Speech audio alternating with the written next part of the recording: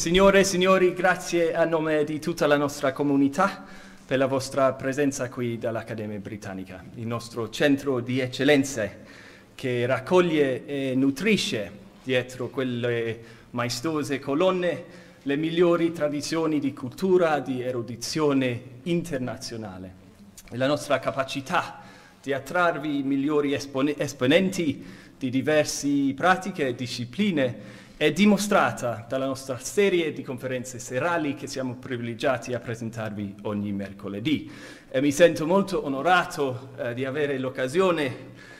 di introdurre il nostro eminente ospite e lettore questo mercoledì, Professor Simon Ditchfield, ma prima di fare questo passo in inglese per evitare fare più grossi danni alla bella lingua italiana. It's a pleasure, a privilege, and a joy for me to be able to welcome Professor Simon Ditchfield to deliver tonight's Wednesday evening lecture. Simon is a man who needs no introduction. His work, his academic contributions will be known to the majority of you. His accomplishments are indeed legion and wide-ranging, and I'll whittle them right down, otherwise we won't have time to hear him speak. Professor Ditchfield is currently Professor in Early Modern History in the Department of History at the University of York. To his immense credit, Simon is one of the most effective scholars at bringing together international strands of scholarship, something to which we all strive, particularly Italian and Anglophone scholarship on early modern church history, and accordingly has rightly acquired a long-standing and truly international reputation. A member of the Accademia Ambrosiana here, a fellow of the Royal Historical Society there. His collaborative approach to academies across Europe is also reflected by his seat on numerous international editorial boards, including Rivista di Storia di Cristianesimo, Brescia, Church History and Religious Culture, Amsterdam, Chiron, Milan, Sanctorum Rivista dell'Associazione per lo Studio della Santità dei Culti e dell'Agiografia in Rome, and is co-editor of the series Sacrosanto, published by Viella in Rome. Since publishing his groundbreaking monograph on Pietro Maria Campi, Liturgy, Sanctity and History in Tridentine, Italy, published with Cambridge University Press in 1995, Simon has gone on to produce a mass of memorable and transformative articles and books on many aspects of church history, from the local to the global, sometimes both, always based on rigorous research and managing even to make historiography seem like good fun. Simon is now, through these many detailed studies, and I have a list of his publications, 4 pages long to prove it, Simon has developed the reputation as one of the leading authoritative voices on Catholic Reformation and renewal, invited to supply chapters in and around the theme for the Oxford History of the Reformation, the Ashgate Research Companion, the Cambridge History of Christianity, and we're all very much looking forward to the forthcoming Companion to Early Modern Rome, to be published by Brill in the coming year, which is also engaged a number of our esteemed guests here in the audience tonight. Simon is also a guru of grant capture and a commandante of exciting research projects. He directed the HEFC-funded Heritage Studies as Applied History project, co-director of the AHRC project, Conversion Narratives in Early Modern Europe, holder of Leverhulme Research Fellowship on discovering how to describe the world, Bartoli and the writing of global history. And he was also holder of the British Academy Fellowship for a project on papacy and people, the making of Roman Catholicism as a world religion, 1500 to 1700,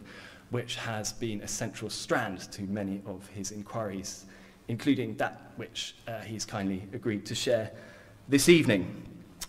Simon first exploded through the doors of the British School at Rome 30 years ago, and we're very pleased to be able to welcome you back into the fold and to thank you also for your multifaceted support of the British School at Rome through generous support of fellows and borsisti up to institutional guidance. Enough from me. Please join me in extending a very warm welcome to Professore Simone Campofossa.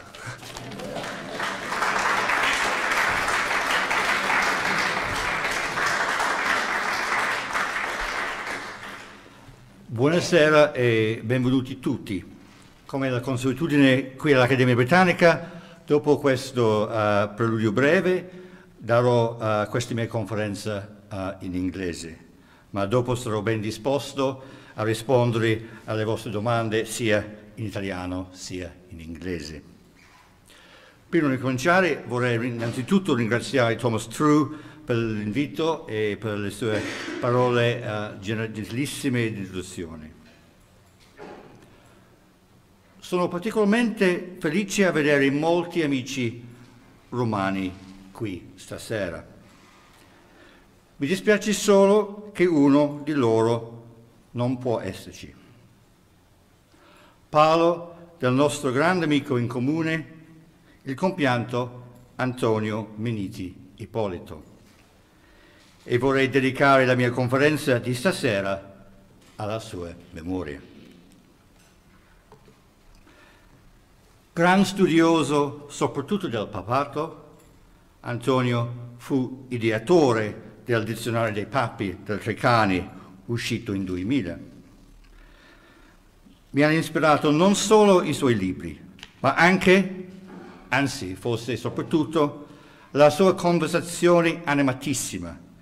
e il suo esempio come studioso fearless and indefatigable. Fu sicuramente grazie ad Antonio che ho avuto il coraggio di andare oltre la paradigma prodiana e a considerare il papato non solo secondo l'ottica del sovrano pontefice, ma anche quella del Papa come pastore.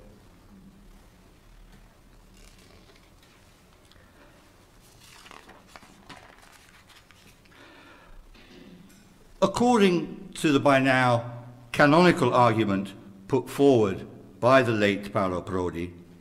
another significant historian of the papacy who left us in 2016, which he studied and really focused on the idea of the papacy as not only haunted by the Protestant Reformation, but also particularly by the spectre of conciliarism. And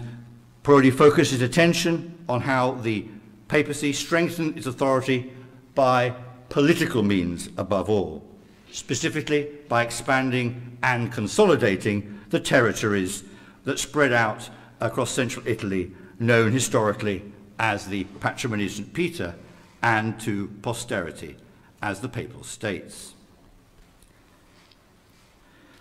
This was facilitated, according to Prodi, by the special nature of the office of Pope, who within these territories combined both temporal and spiritual power. This made its holder as Papal Prince, Sovrano Pontefice, uniquely placed to impose his authority on those he ruled, as evinced by such precocious indicators of state formation as the introduction of direct taxation of the clergy, the decime, in the Italian peninsula from 1543,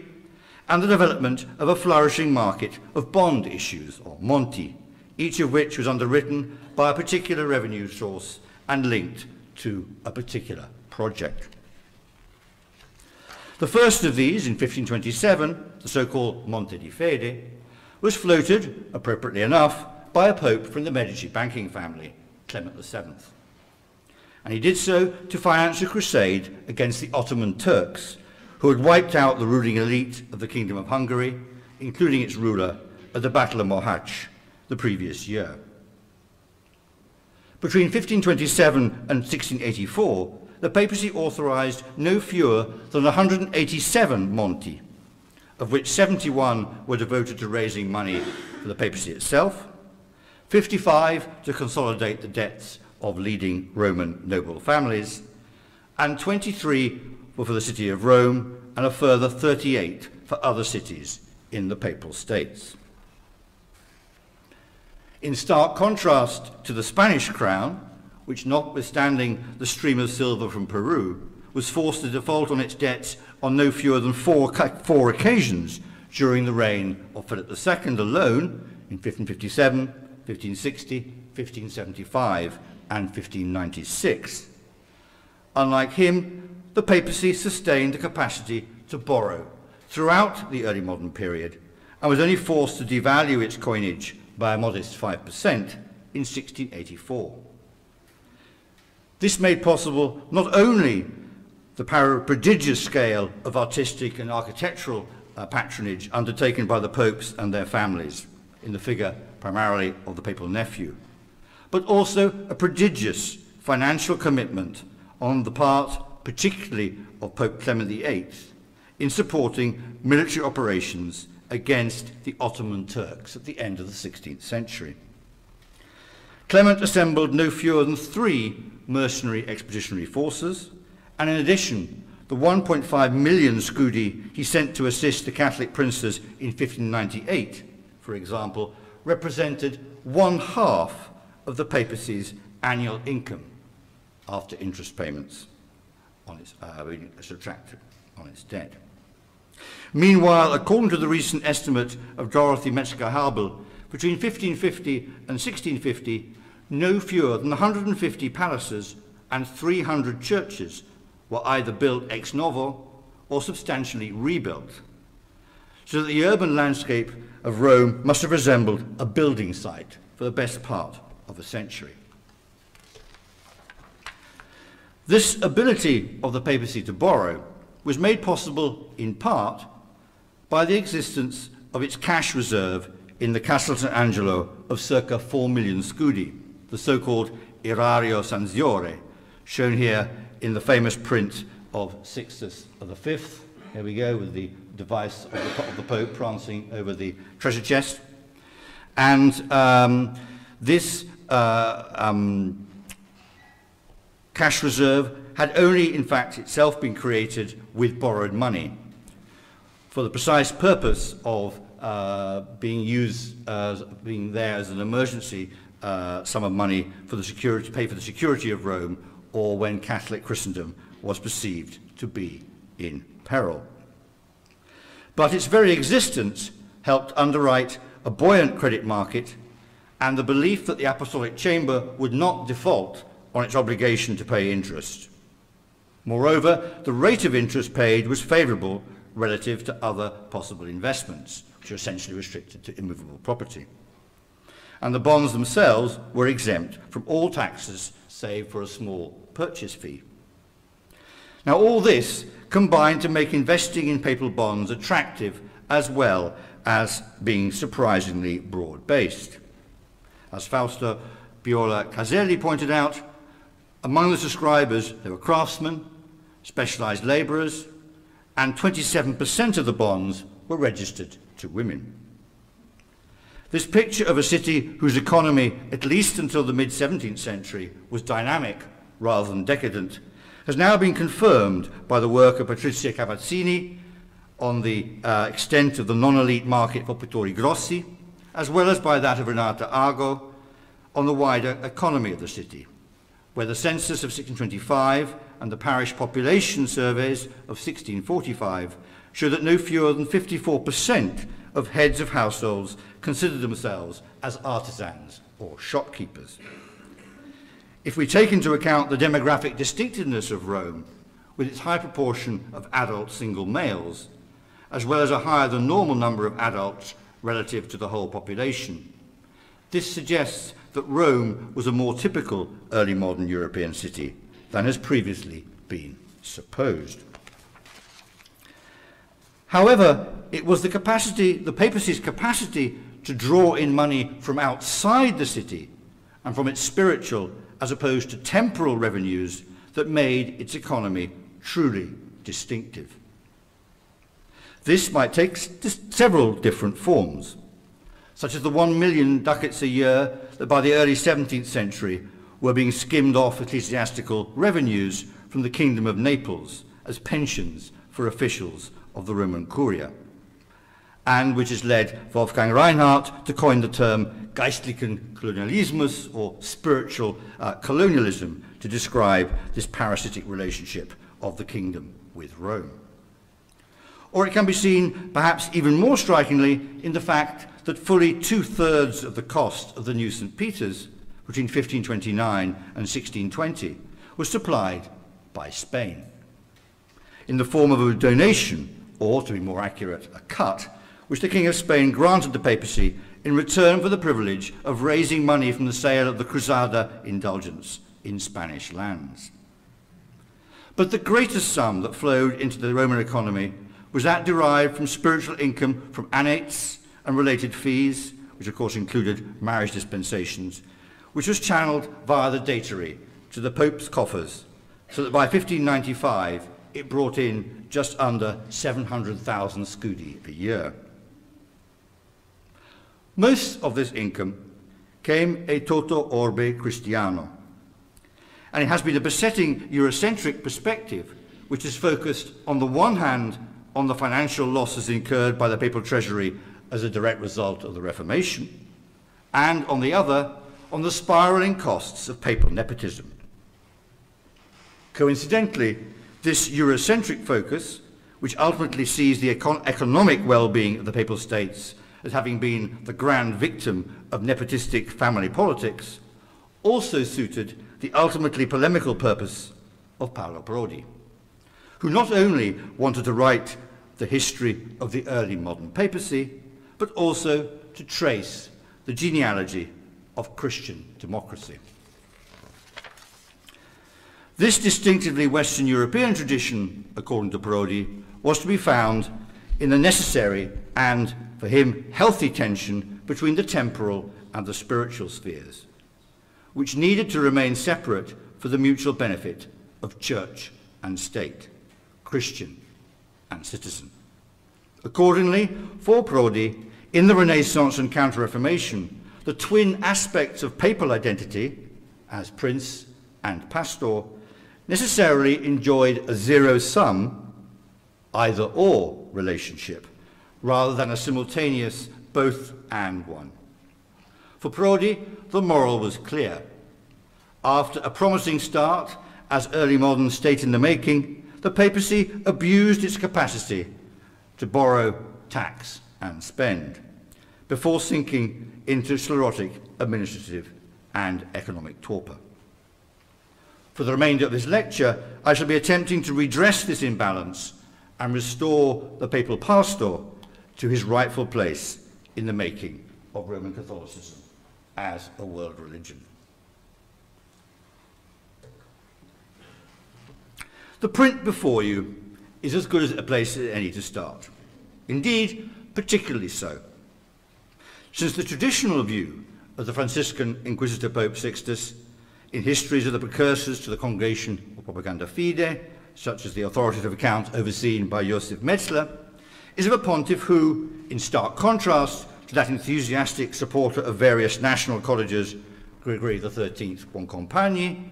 or of the vigorous promoter of crusades against the Ottoman Turk, Clement VIII Aldobrandini,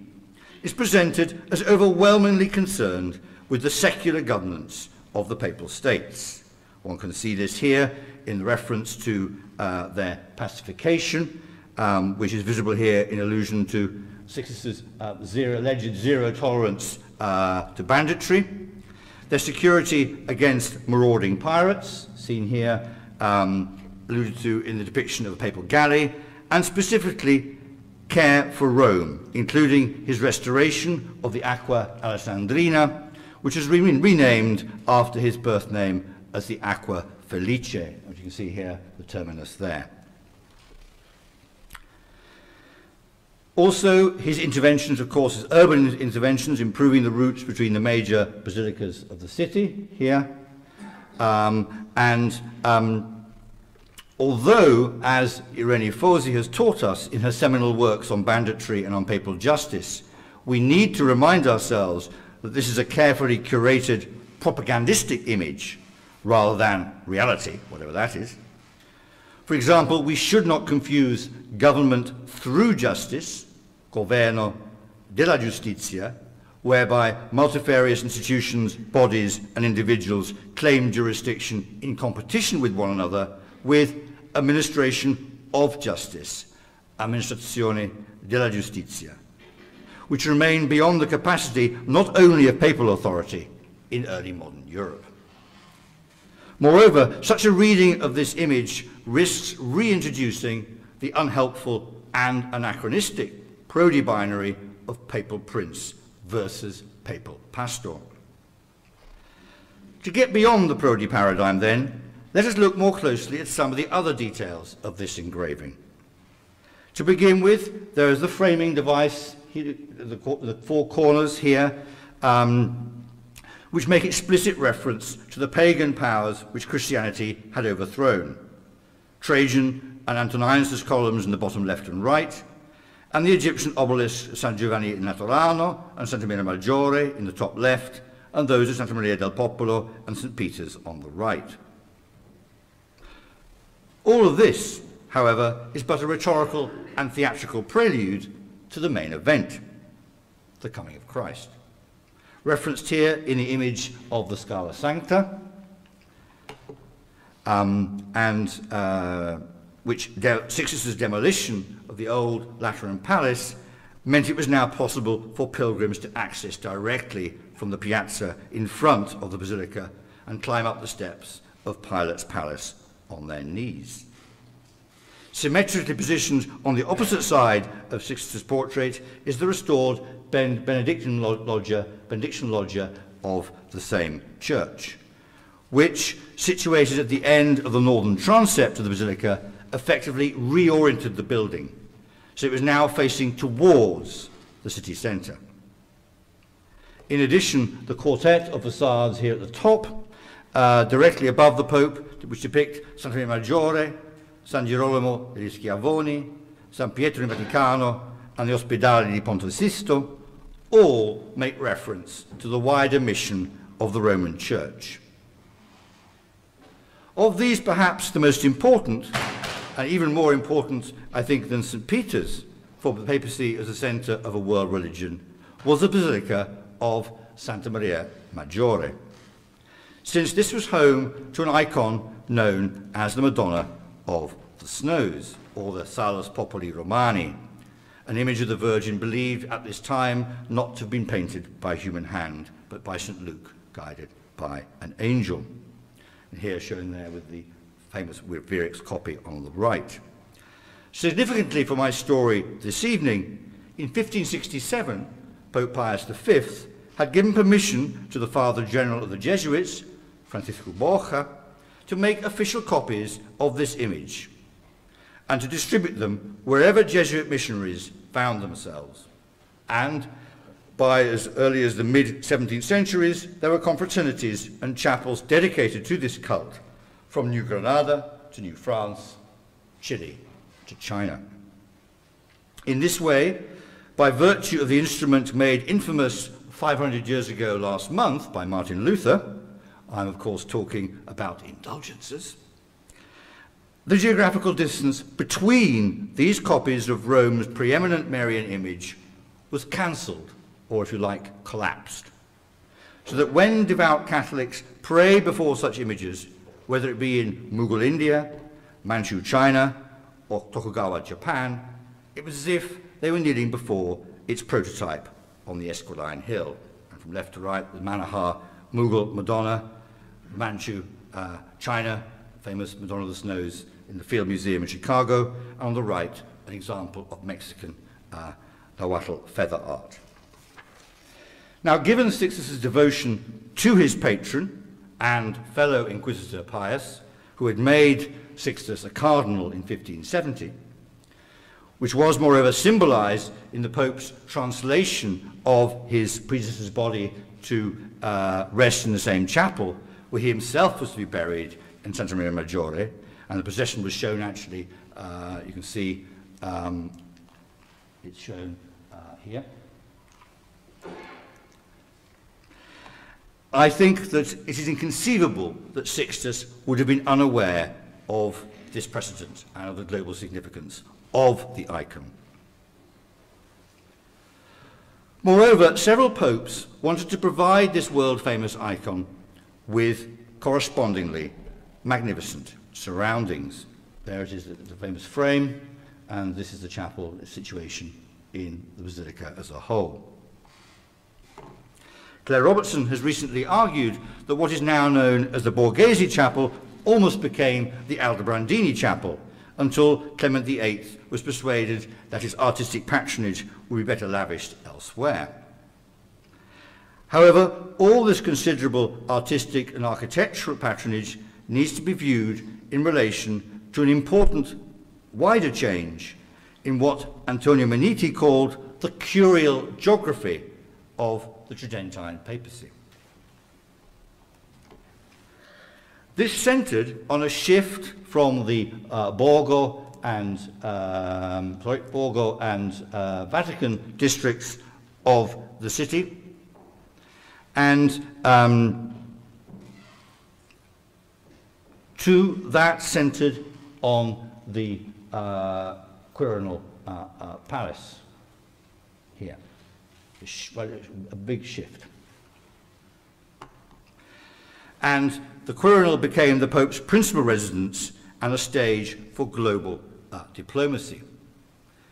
And this shift in focus and administration was confirmed by the relocation in 1609 of one of the most important administrative offices of the Papal Curia, the Datary, first within the palace and then to a separate building nearby, which still gives names to the steps going up to the Quirinal Palace. This migration of key curial officers across the Tiber was followed in 1616 by the Pope's highest court, the Rota, together with the heart of his financial administration, the Apostolic Chamber, in the same year. This shift away from what had been the traditional business district, if you like, of the Curia since the early Middle Ages to the other bank of the Tiber was undoubtedly encouraged by Sixtus's reorganization of his administration, or the papal administration, in 1588. Now, with the exception of the Standing Committee or Congregation of the Holy Office, which met in a palace near St. Peter's,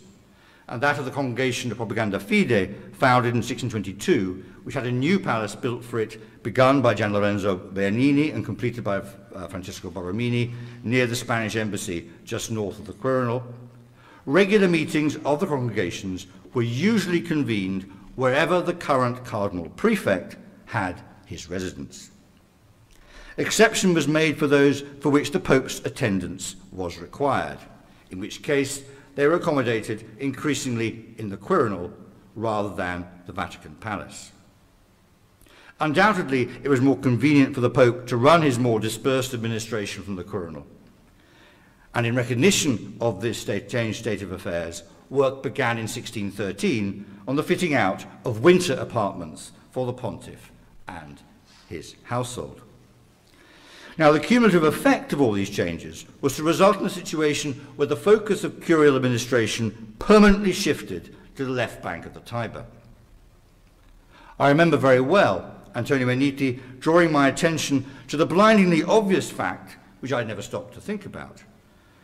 which was how inconvenient the right bank of the Tiber, in particular the Vatican and Borgo, was to access before the 19th century, owing to the simple fact there are merely three bridges, the Ponte Angelo, the Ponte Sisto, and the bridges across the Tiber Island. St. Peter's, of course, retained its preeminent liturgical role, above all at Easter, Christmas, and for the feasts of St. Peter and Paul on the 29th of June. Though even on such occasions, it was both easier and more convenient for the Pope to return to the Quirinal at the end of each day rather than camp out in the Vatican Palace. And this state of affairs was given official recognition by the decision taken in January 1614 to initiate the practice whereby all bulls issued from the Quirinal Palace were accompanied by the phrase Apud Sanctam Mariam Majoram. And by 1652, around half of the papal court lived in the Rione Trevi at the foot of the Quirinal Hill. Now, this set up a new ceremonial dynamic as the Pope and his retinue crisscrossed the city on their daily business. It was a bipolar dynamic which was given added ritual significance by the practice, beginning with the death of Sixtus V in 1590, of depositing the heart and lungs of deceased pontiffs, which are removed as a matter of course during embalming, in the crypt of the parish church of the Quirinal, that of Saints Vincenzo and Anastasio, shown here, which by a nice stroke of irony in view of my theme tonight is now the church of the Bulgarian Orthodox community in Rome. So next time you stand admiring the Trevi Fountain, turn your head as well as your thoughts to consider the subterranean riches behind Martino Longhi's Baroque facade to the church. I was suggesting to someone today from the school we should get a promessa to all go and visit the hat boxes of the papal innards. To quote from Maria Antonietta Visceria's important study from 2013, Morte e lezioni del Papa, the significance of this innovation should not be underestimated. The itinerary of the Pope's dead body made sacred another route through the city and multiplied the occasions on which he was made visible to the people, or his symbols were. Although pressure of time this evening prevents me from doing any more than mention the fact, Visceria's meticulously documented book allows us to see with greater clarity than before the progressively greater length of the sede vacante,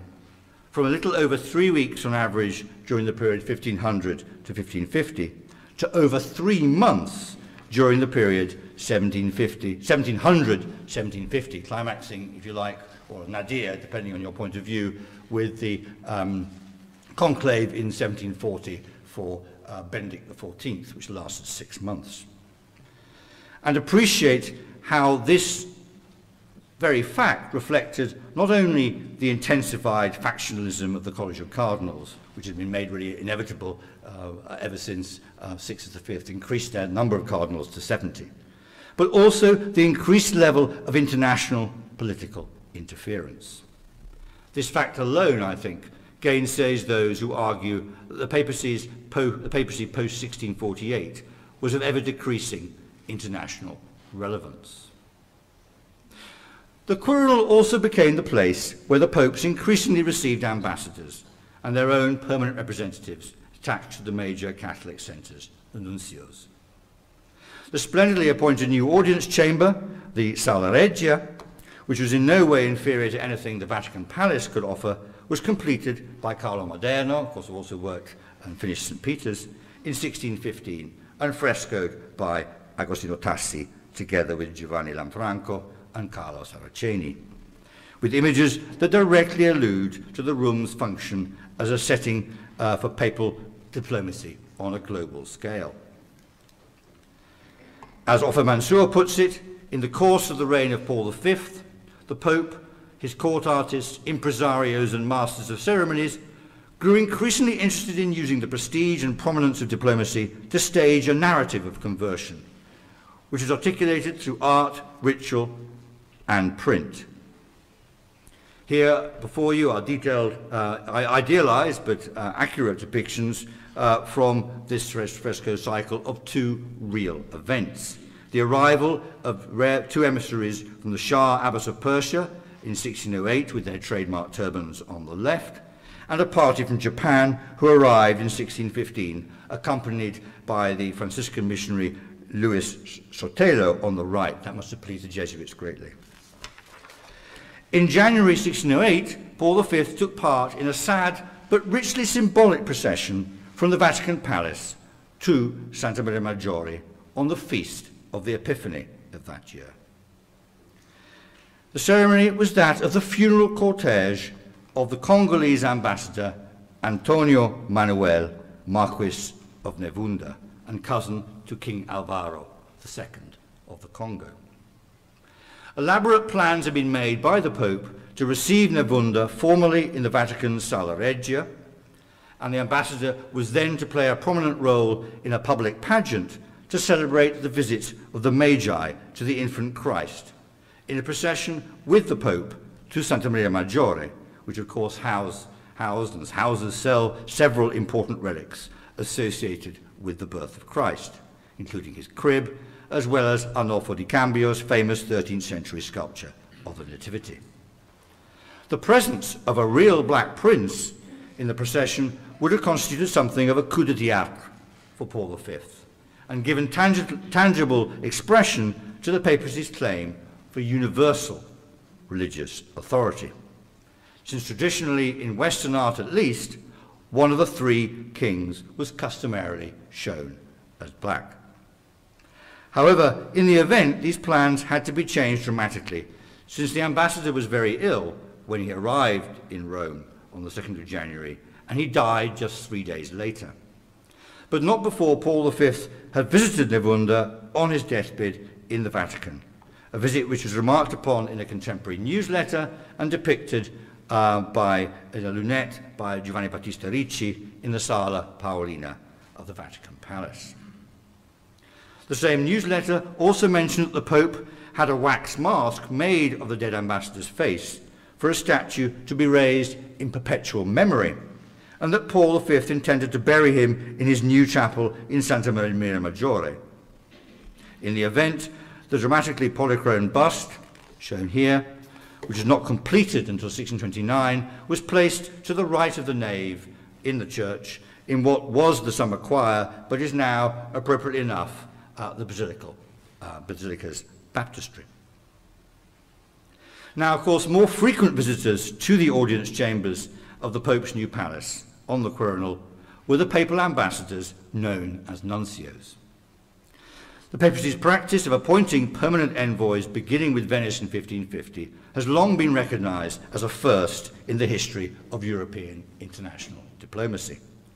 But it has also been seen by Parodi and others as support for their argument that we should consider the early modern papacy, above all, as pioneering instruments of princely secular power. However, it should not be forgotten that nuncios were not just ambassadors in the usual sense of the word, but also possessed the ecclesiastical powers of, if you like, a superbishop, since they could conduct visitations of dioceses, monasteries and convents within their jurisdiction, as well as act as judges who could consider cases which otherwise were reserved exclusively to the Pope himself. So when it came time for the papacy to reorganize its oversight of its missions in lands which had either been lost to Roman Catholicism, such as England as well as much of Hungary, or which were yet to be fully converted in the Americas and Asia, with the foundation of Propaganda Fide, it was only logical that oversight of these lands should be given to existing nuncios. Accordingly, just to give a few indicative examples, the nuncio in Brussels also had responsibilities which included those for Catholics in Holland, Zeeland, Frisia, as well as England, Ireland and Wales, while the nunciature in Madrid acted as a tribunal to deal with petitions from New Spain. Even the nuncios attached to princes in the Italian peninsula were recruited to assist with mediating the papacy's wider spiritual responsibilities. The nuncio of Turin was tasked with keeping an eye on the Valdensian heretics of Piedmont and Savoy, that of Florence with the cosmopolitan traffic that disembarked at the free port of Livorno, and that of Naples with the ransoming of Christians, including, of course, missionaries who had been enslaved by the Berber pirates. While the nuncio in Venice had a particularly broad geographical remit that included Istria, Dalmatia, Croatia, Slovenia, Bosnia, Albania, Corfu, Cephalonia, Crete, and the Cyclades. I would now like to turn your attention to two further details from the engraving celebrating Sixtus's achievements. So they're also germane to my theme of the Pope as papal pastor. First, there is the depiction towards the bottom and to the right of the Pope's portrait here of the canonization of San Diego of Alcalá in St. Peter's. So here we have Sixtus as saint maker rather than state maker. This event took place in 1588 and marks the resumption of papal canonization after a 65-year hiatus caused, so it is said, by the Reformation. It also clearly articulated the unambiguous reassertion of papal competence in this area, which had first been given authoritative canonical form as long ago as 1234. Moreover, by canonizing Diego of Alcalá, Pope Sixtus skillfully turned Spanish pressure to papal advantage. The new saint was a Spanish Franciscan lay brother who, having served as one of the first missionaries to the newly conquered island of Lanzarote in the Canaries, was recalled to the Spanish mainland. And after a time spent in Rome, where he witnessed the canonization of San Bernardino of Siena, and then ministered to the sick in the friary attached to Santa Maria in Araceli on the Capitoline Hill, he returned to Spain and died in odour of sanctity in the town of Alcalá in 1463. King Philip II of Spain, who was at this time preparing an armada for the invasion of England, had attributed to the intercession of this holy man the recovery of his son Carlos from a severe head injury some 20 years before, and so desired that this miracle receive emphatic official recognition, and this miracle worker, rather. Some even say that the canonization was a quid pro quo for his mounting of a crusade against the heretic English queen. But be that as it may, the important thing for my argument is that the raising of a holy person to the honour of the altar is just about the most emphatic ritual assertion, then as now, of the Pope's universal authority to shape public worship and devotion on a global scale. Appropriately enough,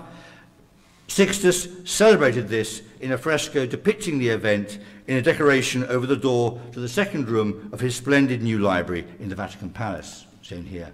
on the left.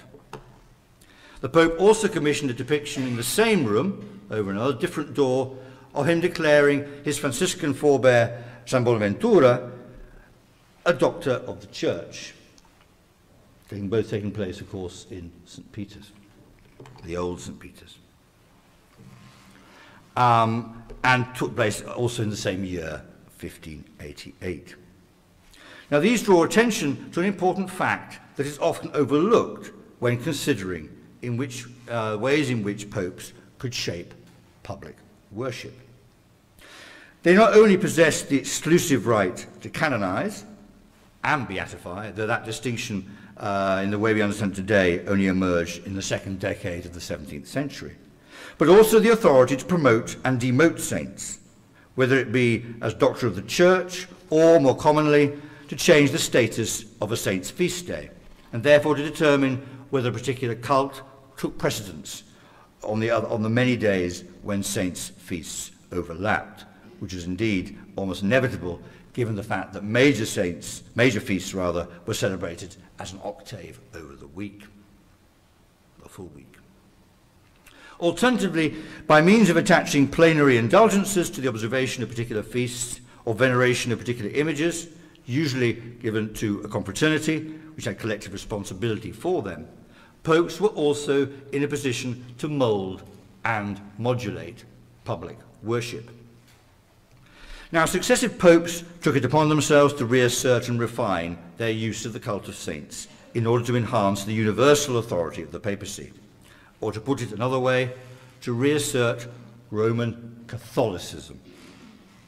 They could also promote specific cults as carefully calibrated propaganda in order to draw attention to particular policy agendas. Such was the case with Gregory XIII's translation of the body of that champion of Nicene orthodoxy against Arianism, the 4th century Bishop of Constantinople, St. Gregory of Nazianzus,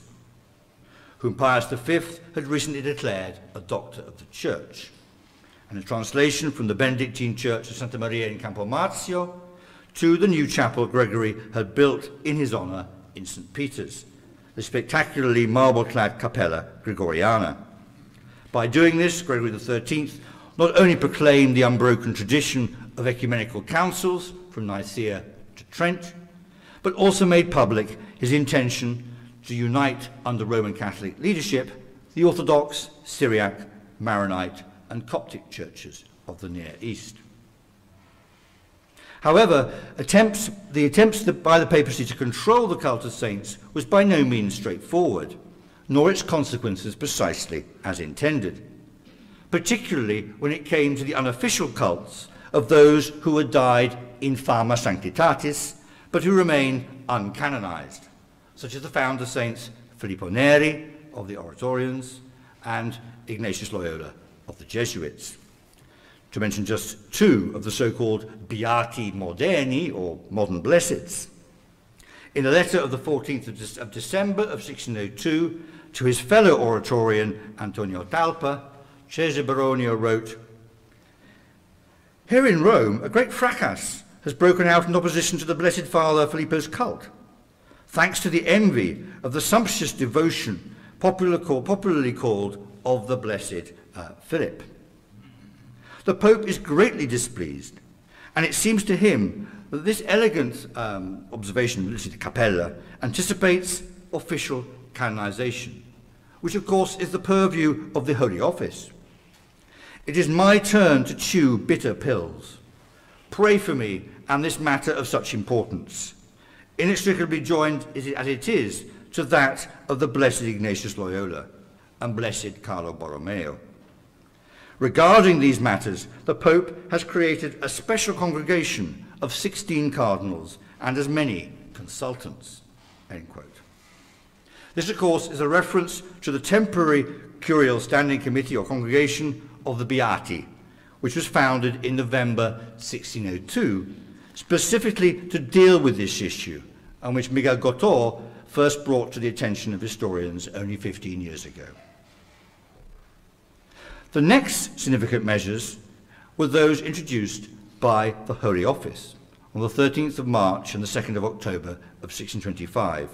which not only prohibited the placing of lights or votive offerings before representations of holy men and women whose holiness had not been officially recognized by the Pope, but also banned the printing, distribution, or display of accounts, both illustrated and not, of any miracles or visions such unofficials, saints in waiting, were believed to have brought about.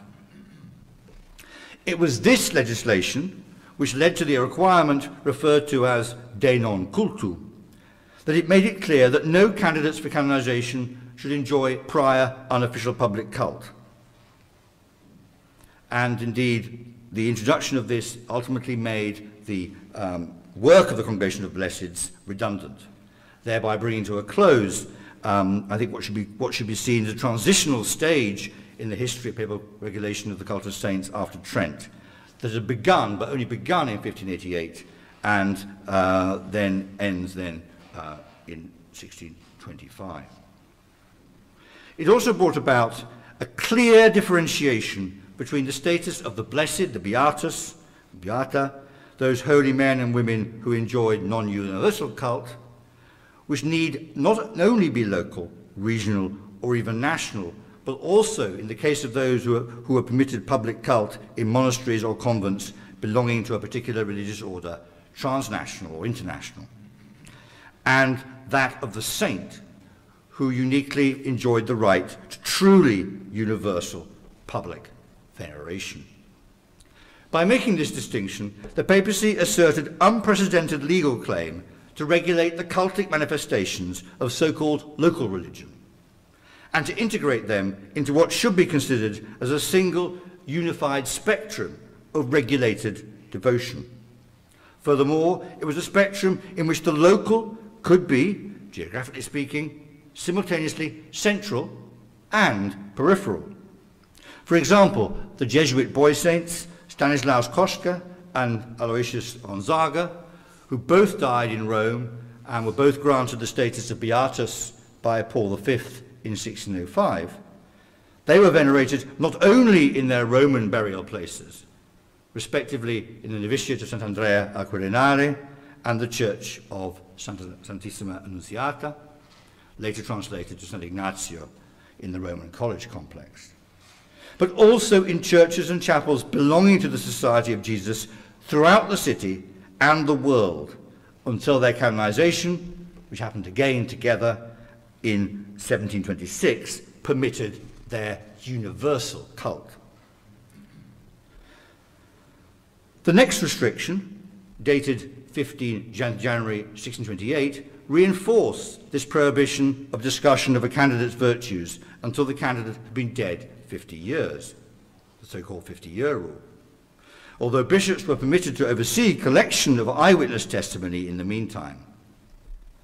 The sole exception to all these restrictions was made for those candidates who could prove continuity of cult for at least 100 years, ab immemorabili. However, by terms of a decree of the 20th of November 1628, issued by the Congregation of Rites, it was deemed insufficient simply to demonstrate immemorial veneration in general terms. Such devotion had to have been expressed liturgically in the uninterrupted practice of recitation of the candidate's office and the saying of Mass in his or her honour. Here, of course, Urban VIII was simply echoing a requirement dating from the introduction of the revised Roman Breviary in 1568, which he issued in an updated edition in 1632, that only those religious orders, dioceses and churches which had been using their own liturgies for 200 years or more might retain their own breviaries. Now, the approval of such equivalent canonizations, canonizzazione equivalente, though permissive in nature, had to be explicitly decreed by the Congregation of Rites. Only in this way could papal reservation in these matters be asserted over non-universal as well as universal cults. Exclusive papal competence in these matters was reasserted in the papal brief Celestis Jerusalem Cives of the 5th of July 1634, which was followed up by a comprehensive collection of all the relevant legislation, which was published in 1642, and which essentially defined the field until Divinus Perfectionis Magister of 1983. While such regulations obviously had the effect of making it much more difficult for men and women with fame of sanctity to receive official recognition, when they did so, the splendour of their ceremonies, which could only take place in St. Peter's, was correspondingly greater and more carefully stage managed, and they became an integral part of the papal theatre state that was Baroque Rome. In the case of the canonization ceremony of Elizabeth of Portugal, shown here on the right, Urban gave General Lorenzo Bernini what was only the artist's second high-profile public commission after his designing of Paul V's funereal catafalque.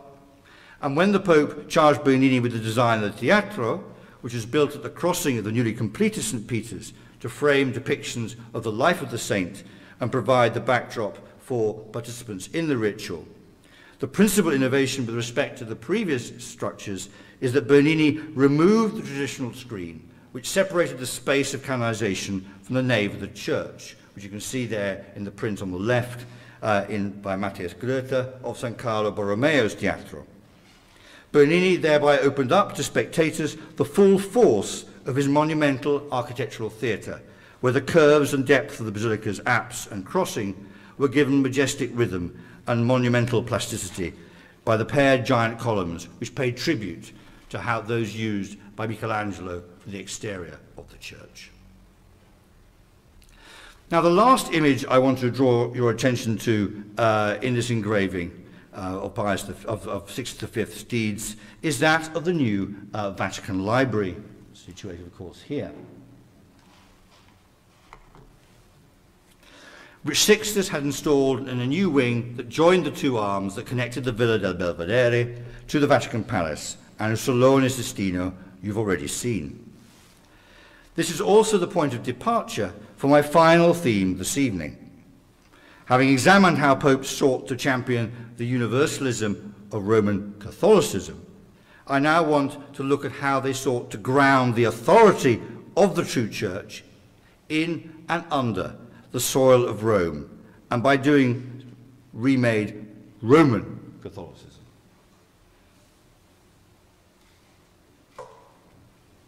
A key role here was played by print. And as the 500th anniversary of the Reformation finally recedes into the past, it seems a good opportunity to remind ourselves that Gutenberg's invention not only made possible the Reformation, but also the Catholic Reformation. In this context, it's important to note that Sixtus V, shown here in a fresco from the Salone Sistino as refound of the library, had also installed a new printing press, the first to be officially named the Tipografia Vaticana in 1587. This was a marked break with tradition, since previously printing enterprises promoted by the papacy had been located across the river in the Tiber Bend area of the city.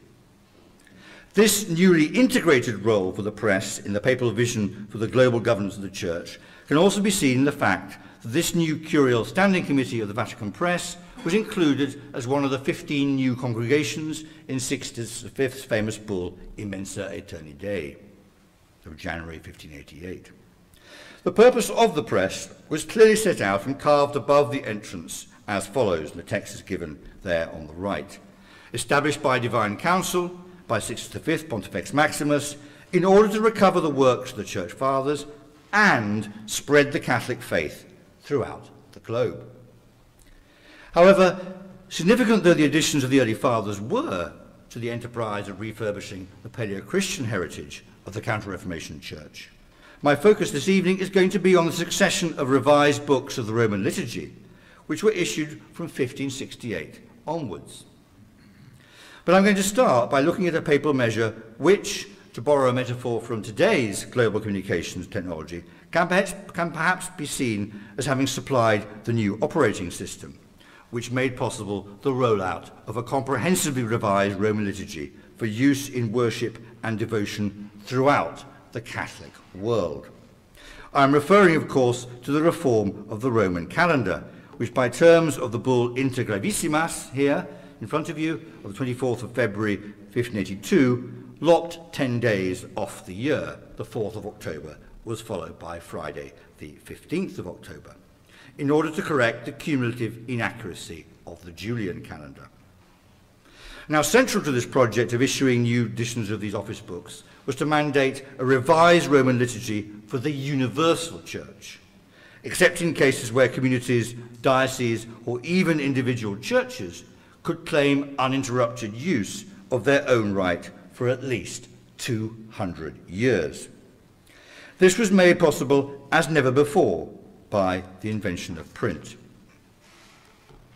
It began in 1568 with the Breviarium Romanum, which contained, of course, the prayers, hymns, psalms, biblical, homiletic, and hagiographical readings for daily recital, according to the liturgy of the hours, by all priests and deacons,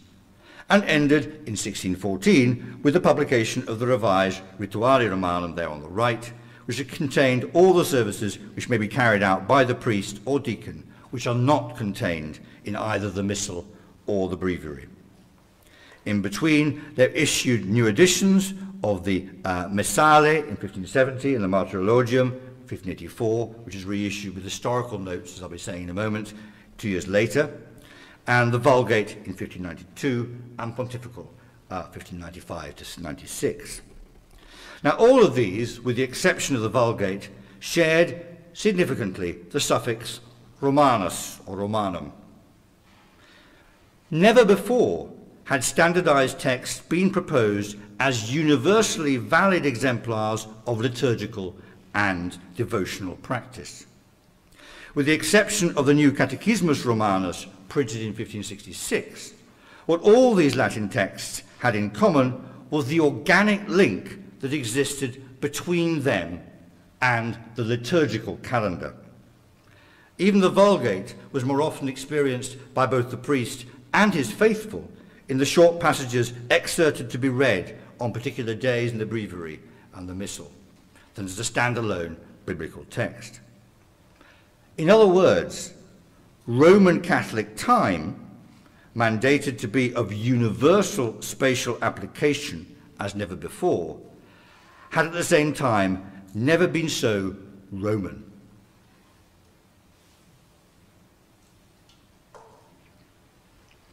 Turning to the Martyrologium Romanum, which the Apostolic Constitution of 14th of January 1584, emendato iam calendario, declared to be of universal authority, this book is arranged by month, as most of you know, starting on the 1st of January, and includes the names of those not only martyr but also confessor saints who died not only in Rome, on the day in question, together with the location of their body, where known, and, in the case of martyrs, usually how they died. Following the pre-modern convention that the day began not at midnight, but at sunset the previous one, their names were read out on the eve of their feast day in choir at the office of prime, or after the concluding prayer at Lord's. Alternatively, in seminaries and other communities, the martyrology might be read out in refectory after the main meal of the day.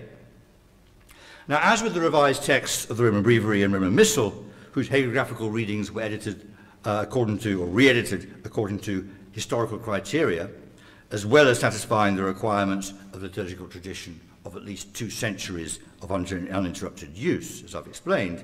the revised martyrology involved extensive research in order to clarify and confirm such details as the saint in question's place and mode of martyrdom, and, where possible, the current location of their body and their relics. The importance and scale of this major task of identifying and locating the Church's oldest holy heroes was such that the job was entrusted by the prefect of the Congregation of the Index, responsible for censorship, there on the left, Cardinal Guglielmo Sieletto, to a man who came to be identified as the father of church history, the Oratorian priest Cesare Baronio. In a letter addressed to his parents of the 6th of December 1580, Baronio mentions that Sieletto had invited him to join the commission charged with the revision of the Roman Martyrology. Supercharged with Baronio's historical notes, which were more often than not longer than the text, this text became a powerful instrument by means of which Roman Catholics could access a crucially significant time and place, early modern Rome, and populate it in their mind's eye with bleeding, dying, and suffering martyrs. Prevalent among these, of course, were for Rome were the feasts of St. Peter and Paul, whose shared feast day on the 29th of June was recorded as follows, and it's this bit here. These are his notes. You can see how long the notes are, including, of course, transcriptions of material evidence. At Rome, the birthday, Natalis, of the holy apostles Peter and Paul,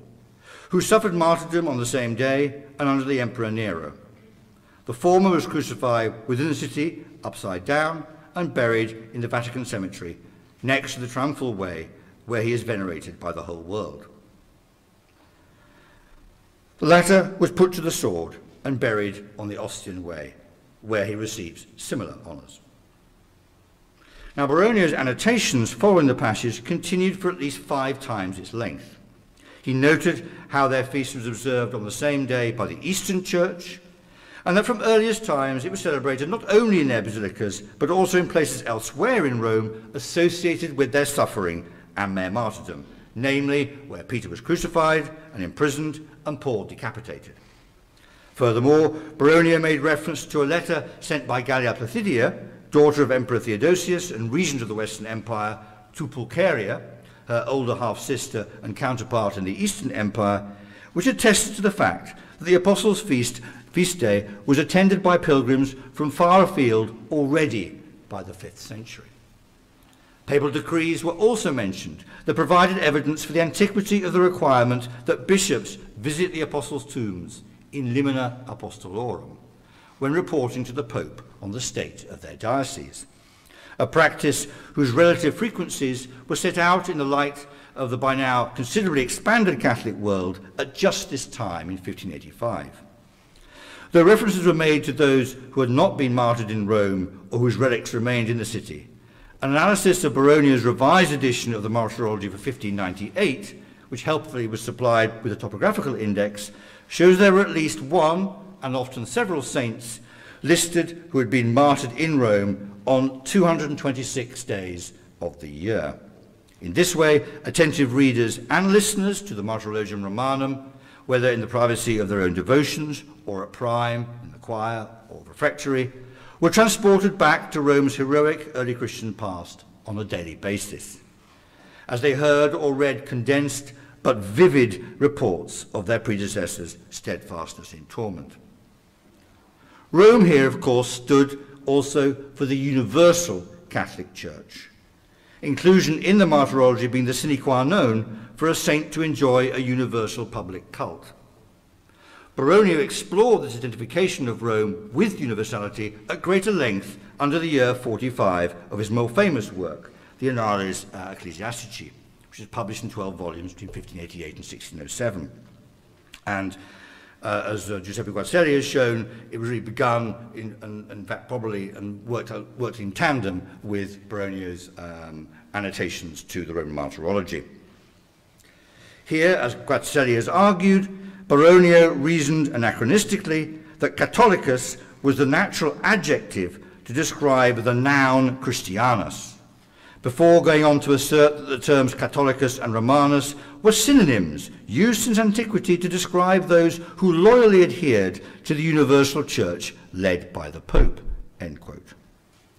This identification of Romanus with Catholicus was, of course, in fact, pure projection back in time to a state of affairs that was only achieved gradually and considered normative after the closure of the Council of Trent in 1563. Now, for Baronio, the challenge was not only that the legitimacy of the cult of saints had been denied by Protestant critics, but at the initiative of the highest Roman curial circles, the veneration of saints was being regularized and tidied up on a scale not seen again until the 1960s. It fell to Baronio to meet the challenge using the weapon of historical research, which had initially been unsheathed by such Protestant controversialists as the Istrian Mattia Vlacic, better known Latinate form of Flacius Illyricus, who masterminded and coordinated a collectively authored account of the first 1200 years of church history, the so-called Magdeburg centuries, which traced the steady and progressive falling away from the early Christian ideals of apostolic purity from the 6th century onwards. By contrast, Baronio's notes to the Roman Martyrology invited its readers and hearers to dig down with their mind's eye beneath the topsoil of post-Reformation Rome to the early Christian substratum of the city's past. In the process, more than any other single individual, Baronio was responsible for reinventing late antique Rome, transforming the complex devotional landscape of a city in which pagan practice jostled with a nascent Christian cult for the attention of inhabitants into a worthy precursor of its early modern counterpart. Central to this reimagineering of Urbs Roma as Roma Sancta was the placing of the cult of saints centre stage, when in actual fact Rome was distinctive until at least the 7th century for showing a demonstrable lack of interest in the bodies of saints. An idea of how a suitably prepared visitor, reader, or interpreter of the city might affect a union of mind, body, and place envisaged by Baronio can be seen in an extraordinary text completed in 1588, which remained unpublished in full until 1969.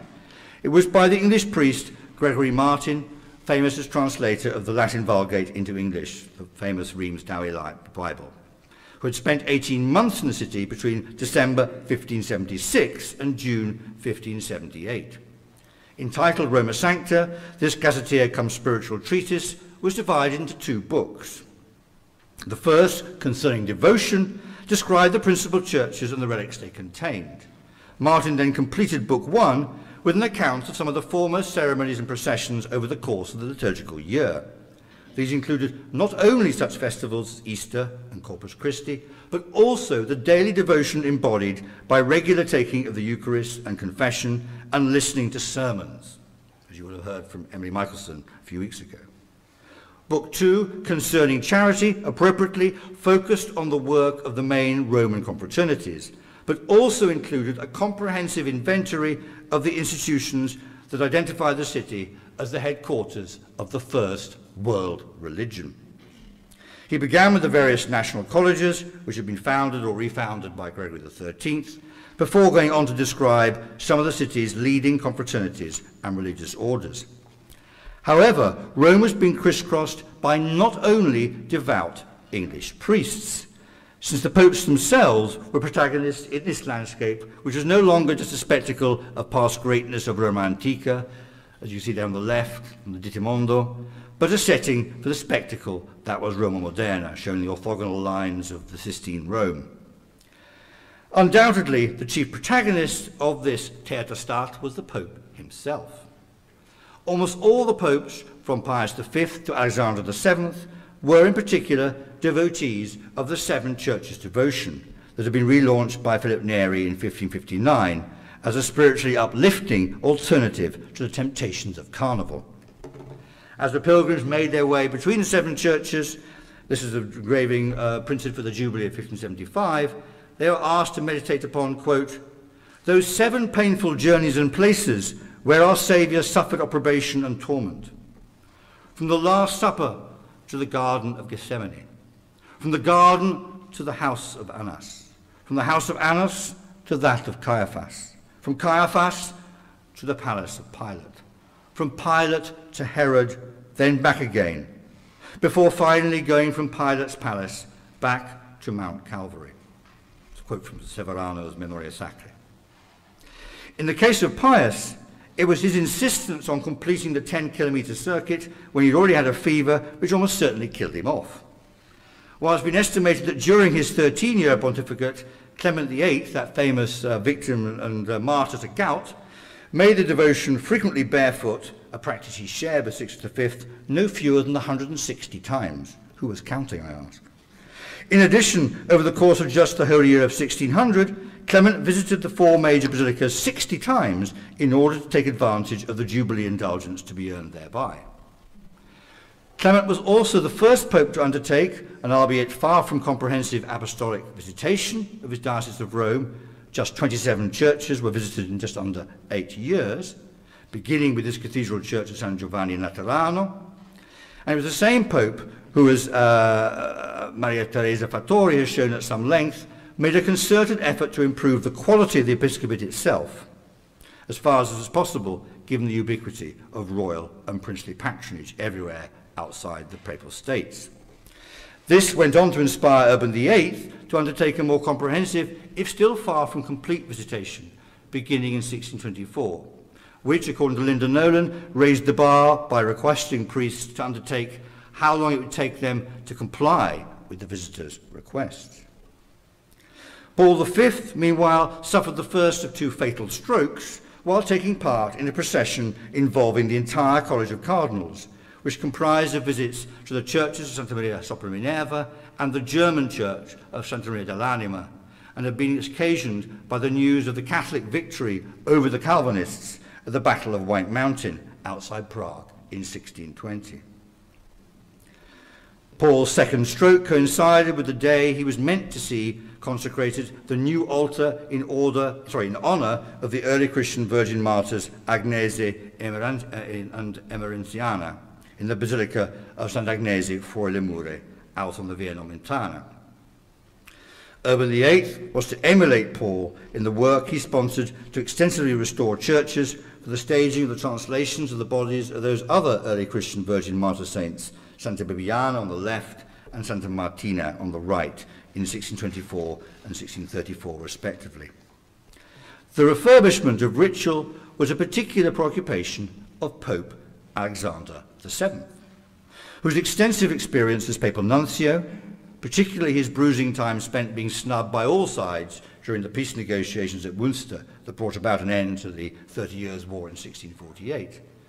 had made him all too aware of the limits of papal hard power and of the corresponding value of its soft, cultural counterpart. According to his Jesuit friend and biographer, Cardinal Pietro Sforza Pallavicino, the Pope extended his public audiences to 6 or 7 hours a day, as well as insisting that the entire papal chapel accompany him on his many visits to the principal basilicas of the city. That must have been popular. Moreover, it was Alexander who carefully choreographed the triumphal entry into Rome of the most famous Catholic convert of the entire post-Reformation period, after Henry IV. He doesn't count because he converted so many times. Queen Christina of Sweden, daughter of the Protestant hero King Gustav Adolf, on the 23rd of December, 1655, which was followed by her receiving the Eucharistic host from the hands of the Pope in St. Peter's on Christmas Day, which is, of course, the same day and place where Charlemagne had been crowned Holy Emperor back in 800 AD. To conclude, 13 years ago now, in a review article I wrote for the Journal of Early Modern History,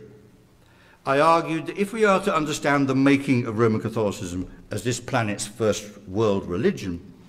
we should abandon our lingering obsession with asking what Roman Catholicism was during the post-Reformation period. In other words, what noun or label should be attached to it, whether it be Counter-Reformation, Catholic Reformation, etc., etc. Early modern Catholicism,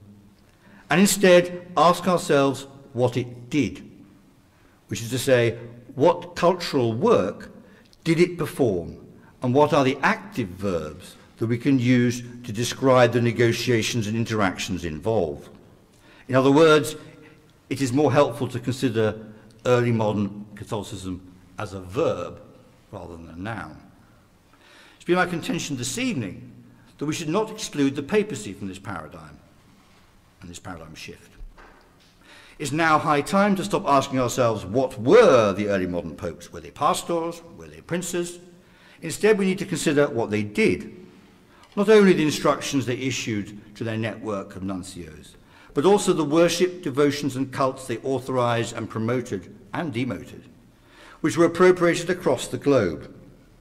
Only in this way will it be possible to move away from what I call the Rome calling model, which casts the non-European peoples somewhat implausibly as passive receivers of a centrally broadcast message,